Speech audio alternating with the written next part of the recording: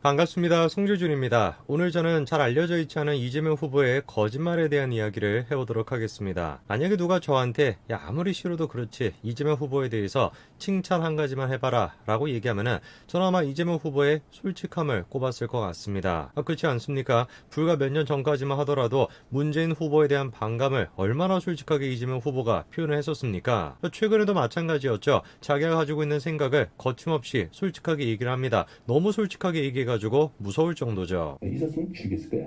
눈앞에 있었으면. 근데 이분이 요즘 들어가지고 좀 약해지신 것 같아요. 하도 이제 대장동 사건, 그게 이제 큰 사건이라서 그런지 뭔지는 몰라도 계속해가지고 말이 바뀌고 있습니다. 언제는 자기가 대장동을 설계한 사람이다 라고 얘기를 했다가 또 언제는 유동규와 자기가 굉장히 중요한 관계다 라는 식으로 얘기를 했다가 요즘 들어가지고 완전히 말을 바꾸고 있지 않습니까? 사실 대장동과 관련돼가지고 이재명 후보가 말을 바꾸는 거, 거짓말을 하는 거에 대해서는 영상을 보시는 분들도 잘 아실 것 같습니다. 그런데 오늘 제가 영상을 통해서 말씀드리고자 하는 것은 무엇이냐? 잘 알려져 있지 않은 이재명 후보의 또 다른 거짓말에 대한 이야기입니다. 음주운전이라고 하는 것은 어떤 경우가 됐든지 간에 결코 저질러서는 안 되는 범죄죠. 그렇기 때문에 특히나 대한민국에서는 음주운전에 대해서 강력한 법까지 만들어서 처벌하고 있습니다. 법뿐만 아니라 연예인들 중에서도 음주운전이 걸리면 어떻게 됩니까? 퇴출당합니다. 당연히 그렇기 때문에 정치인들도 퇴출이 돼야 되겠죠. 그 부분에 대해서 명확하게 짚어준 사람이 누구냐? 바로 조국 전 법무부 장관입니다. 이분이 뭐라고까지 얘기를 합니까? 음주운전 사고를 냈다. 애당초 청문회 대상 자체가 되면 안 된다는 거죠. 그런데 이렇게 심각한 범죄를 저지르는 사람이 다른 사람이 아니라 누구라는 겁니까? 이재명 후보라는 거죠. 오늘 제가 영상을 통해서 짚어보고자 하는 이재명 후보의 전과 그리고 또 동시에 이재명 후보의 거짓말이 바로 음주운전과 관련된 겁니다. 어떤 분들은 좀 의아하게 생각하실 수도 있어요. 왜냐면은 방금 전에 제가 보여드렸던 게 뭡니까? 이미 이재명 후보가 이거에 대해서 인정을 하고 사과까지 했습니다. 그럼 이제 이렇게 생각할 수 있는 거죠. 아니 인정도 했고 국민들한테 사과까지 했는데 뭔 거짓말을 했다라는 거냐? 오늘 제가 말씀드리고자 하는 게 뭐냐면 사실 이재명이 사과를 하기는 했지만 진짜 사과를 한 게 아니고 그 해명조차도 사실상 거짓말이라는 겁니다. 우선 일단 첫 번째로 논란이 됐던 게 이재명 후보의 대변인이었던 박진영 씨입니다. 음주운전 논란이 터지고 난 다음에 박진영 씨가 다음 같은 글을 올려놨는데요. 도무지 믿을 수 없는 그런 말을 써놨습니다. 이분이 뭐라고 하는 겁니까? 음주운전을 한 것 자체가 서민의 고뇌가 담겨 있는 거래요. 힘든 하루를 마치고 소주 한잔하고픈 유혹과 몇만 원의 대리비도 아끼고 싶은 마음을 모르고 하는 소리다. 그리고 이거를 뭐랑 엮어갑니까? 이재명 후보의 서민적인 모습이다. 이렇게 엮어갑니다. 세상 천지에 누가 음주운전을 하고 난 뒤에 야 내가 대리비가 아까워가지고 음주운전한 거야. 여기서 니는 왜 서민의 마음을 모르냐? 이따위 소리를 하는 인간이 어디 있습니까? 그리고선 자기가 뭐라고 합니까? 억울하대요. 언론들이 짜집기를 한 거래요. 저게 지금 이재명 측이 서민을 바라보는 관점인 겁니다. 이재명 후보한테 서민이라고 하는 건 뭐예요? 진짜로 서민의 애달픈 삶을 뜻하는 것이 아니라 그저 자기의 허물을 감추기 위한 방패막이, 이게 저 사람들한테 서민입니다. 그때만 그랬습니까? 지금도 마찬가지입니다. 끊임없이 뭘 하는 거예요? 서민 코스프레를 하는 겁니다. 물론 제가 서민 코스프레를 한다 이거를 가지고 이재명 후보 측에서 거짓말을 한다 그렇게 말씀을 드리는 게 아닙니다. 서민 코스프레 그거 하는 거는 뭐 영상을 보시는 분들이 진작에 알고 계셨을 것이고 이 사건에 대해 가지고 놀라운 이야기는 따로 있습니다. 이재명 지사의 범죄 경력 회보서를 좀 보시게 되면은요. 2002년도에 공무원 자격 사칭 벌금 150만 원이 있었고요.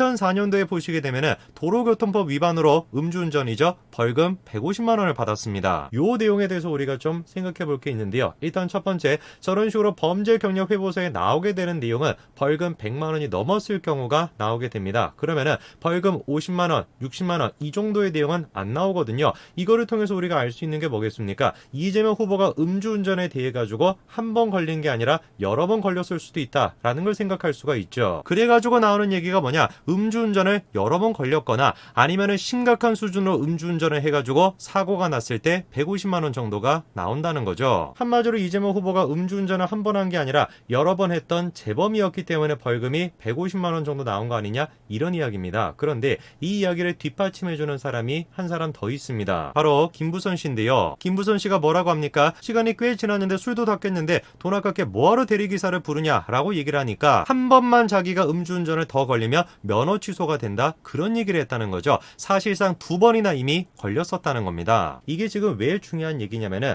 음주운전을 가지고 이재명 후보가 사과를 하긴 했지만 사실상 가짜 사과를 했기 때문입니다. 이전에 이재명 후보는 자신의 음주 사실에 대해서 인정을 하고 국민들한테 사과를 했습니다. 그런데 그냥 단순하게 사과를 하는 것이 아니라 그거를 가지고 이낙연 후보를 공격하는 수단으로 썼었는데요. 바로 이런 식이었습니다. 자기는 음주운전 딱 한 번밖에 안 했으니까 이낙연도 마찬가지로 범죄 경력 공개해라 이겁니다. 그리고 자기가 딱 한 번 음주운전을 했던 것도 이유가 뭐라는 겁니까? 2005년도 농협 부정대출 사건을 파헤치기 위해서 긴급히 현장으로 가던 중에 발생했던 잘못이다 이렇게 얘기했습니다. 야, 나 봐봐라, 나는 음주운전 딱 한 번밖에 안 했다. 그런데 그 딱 한 번도 진짜로 음주운전을 했던 것이 아니라 비리와 관련된 사건을 파헤치기 위해 가지고 서둘러 가느라 어쩔 수 없이 했던 정의로운 행동이었다 이런 식으로 얘기했던 겁니다. 그런데 뭔가 이상한 게 있습니다. 분명히 방금 전에 이재명 후보 측에서 해명을 할 때 뭐라고 해명을 했습니까? 2005년도 농협 부정대출 사건을 파헤치기 위해서 긴급히 가느라 음주운전했다 이렇게 해명을 했죠. 그런데 범죄 경력 회보서에 나와 있는 내용은 뭡니까?